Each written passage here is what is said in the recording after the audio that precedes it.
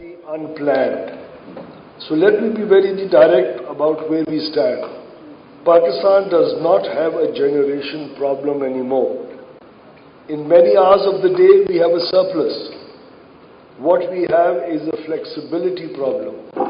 The inability to move abundant midday solar energy into the evening peak.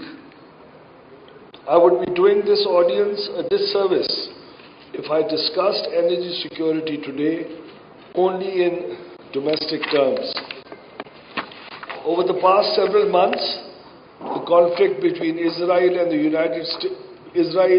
and the United States has once again reminded the world how quickly energy markets can be shaken by events far outside a country's own borders.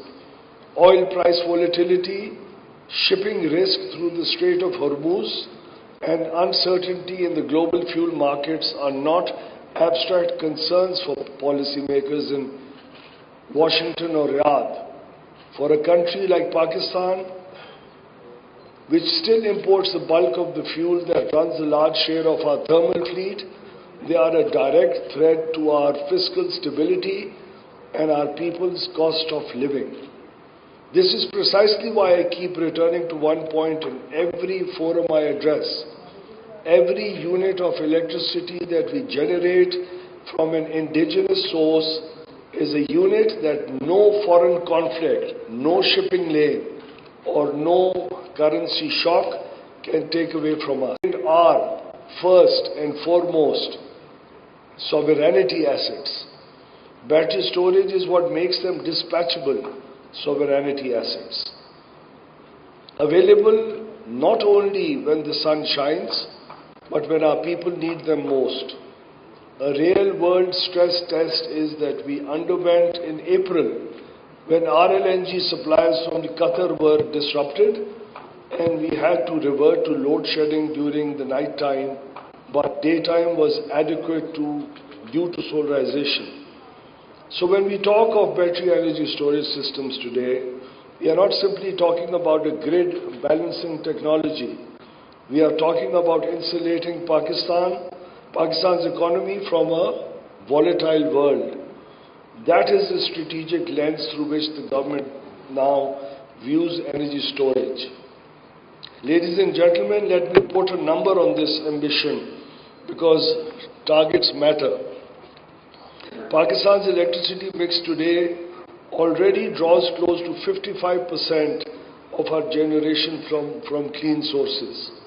Hydropower, nuclear, wind and solar combined, including the surge in distributed rooftop energy capacity that our people have installed.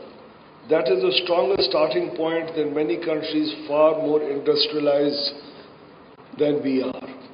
Our target under this government is to take this figure to 90% clean energy by 2035. That is not a slogan for a conference banner. It is a trajectory we are actively planning for.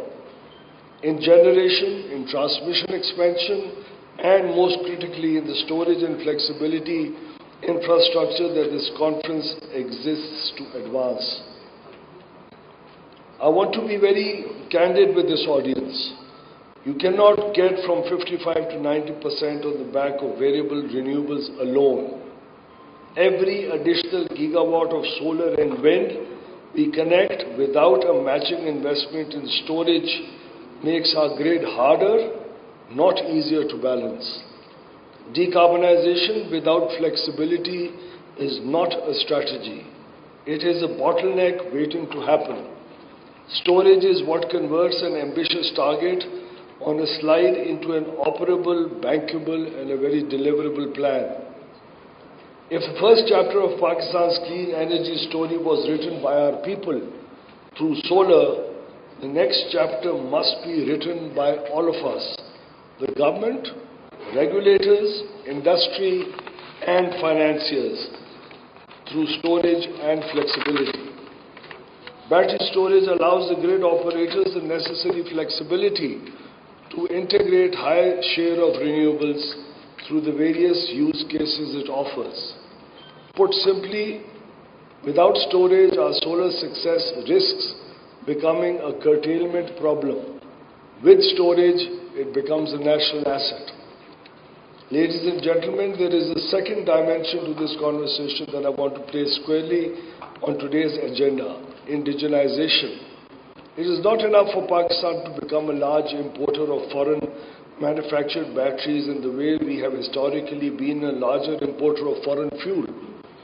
If we simply replace an oil import bill with a battery import bill, we will have moved the dependency, not removed it. Our ambition, therefore, is broader. We want to see local assembly of battery packs and enclosures. We want Pakistani engineers designing and integrating these battery energy systems, not just installing imported ones. We want our universities to produce human resource which can service, maintain, and eventually manufacture these systems domestically. We want Pakistani firms present in battery management software, in system integration, and in engineering, procurement, and construction services, so that the value of this transition is captured here, not only in the country that manufactures the cells. Keeping this in view, the Ministry of Industries is in the process of formulating a best local manufacturing policy, which will soon be finalized and will incentivize the local production. Let me now turn from vision to action. We have established a National Steering Committee on Battery Energy Storage Systems, which I chair myself, bringing together the regulators, the transmission and distribution companies, and technical experts to give this sector coordinated national direction. Under it, a technical working group is identifying priority best applications across our transmission and distribution networks, and a regulatory working group is developing the market mechanisms and commercial frameworks that will give investors the confidence to commit their capital.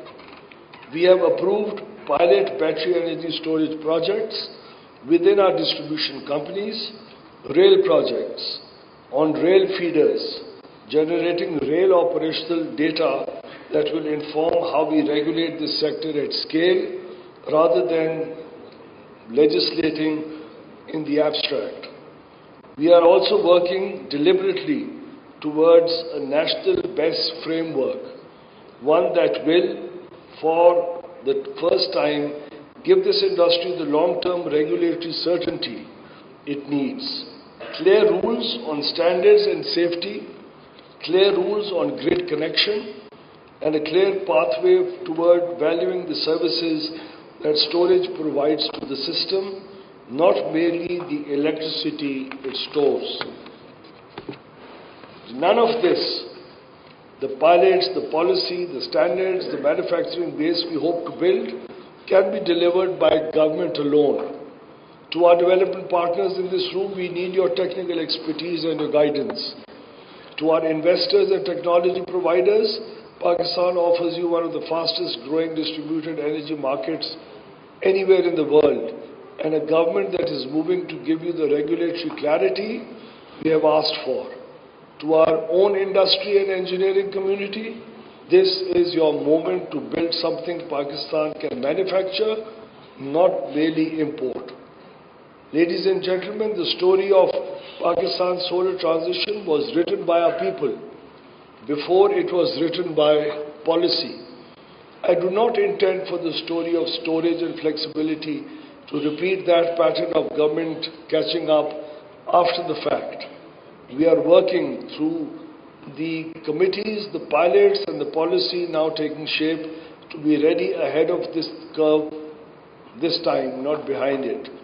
In a region where energy security can be shaken by a conflict thousands of miles away, the most resilient thing Pakistan can do is build an energy system that depends less on the world's turbulence and more on our own sun, our own engineers, and our own storage. Before I close, let me congratulate the organizers for convening this platform and especially thank the International delegates for traveling to Pakistan to share their experience and deliberate on this important subject. I do not see this conference as a ceremonial occasion. I see it as a working session. Over these 2 days, your panel discussions, your breakout sessions, and your sideline chats will surface recommendations on battery energy systems, flexibility markets, on regulatory reform, on decarbonization, and on mobilizing capital. And I genuinely look forward to receiving those recommendations. They will feed directly into our work in progress. This government does not want a report that sits on a shelf. We want the honest, sometimes uncomfortable conclusions this room will reach, so that our policy reflects the real state of this sector, not merely our aspirations for it. That is the Pakistan we are building. I very much look forward to building it together with all of you. Thank you.